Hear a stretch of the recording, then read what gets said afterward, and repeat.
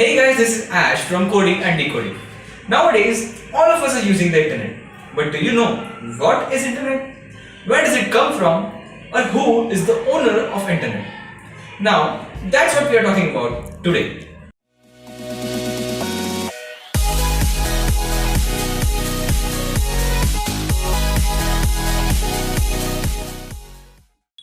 The history of internet begins with the development of computers in the 1950s. One of the most widely used services on the internet is the World Wide Web. The application protocol that makes the web work is known as Hypertext Transfer Protocol or HTTP.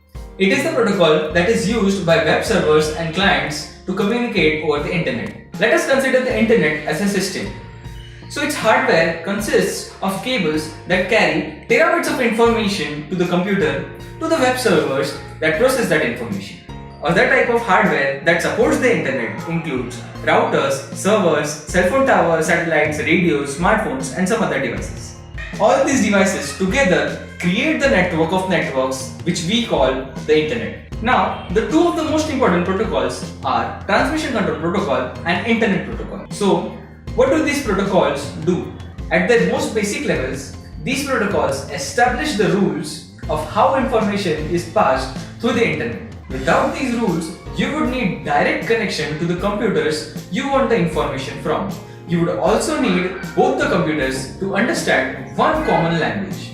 Every computer has a unique IP address assigned to it.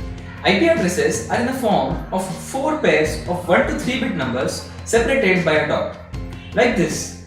So these were some things about the IP address. But have you ever thought, when you put a URL in the browser, how does it actually shows you the web page? Well, every website has its own IP address which is mapped to a domain name, which is the URL that you put in the browser. The browser then sends the request to your ISP, which sends the request to the DNS, the domain name server. The domain name server consists of a list of websites and their domain names with their respective IP addresses. So when the DNS actually gets your request, it finds the domain name in its list and finds its equivalent IP address and then redirects your request to the actual server. Then that server sends a response back to your browser. That's how a web page is displayed on your browser. So you use the internet to access the web pages. But where does the internet actually comes from? Internet is not owned or even governed by a small group of people, but it is a rather distributed system of a computer network owned by various ISPs, universities, governments or organizations which are linked together through what are known as peering agreements. These companies like AT&T, T-Mobile are known as the Tier 1 companies. The Tier 1 companies have put fiber optic cables across the sea to join countries and continents. Now, there are some Tier 2 companies like BSNL, Airtel, Jio, etc. inside the country or continents, which take the connection from the Tier 1 companies and maintain their network throughout the country. Now, there are some Tier 3 companies like SmartLink, Hathway, Ticona, etc. These are Tier 3 companies. They take their connection from the Tier 2 companies and provide it to us, the general public. They are also known as our ISPs. But what about the money we pay to our ISPs if the internet is connected through Tier 1, Tier 2 and Tier 3 companies? Well, we pay to the Tier 3 companies, our ISPs. They pay for the connection to the Tier 2 companies and the Tier 2 companies pay for the connection to the Tier 1 companies.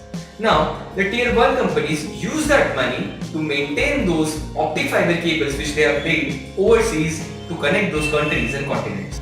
This is how the system of interconnections, the internet, is like. So the internet does not origin from somewhere. It is just a connection of computers and servers. It is just like the roads which connects our buildings.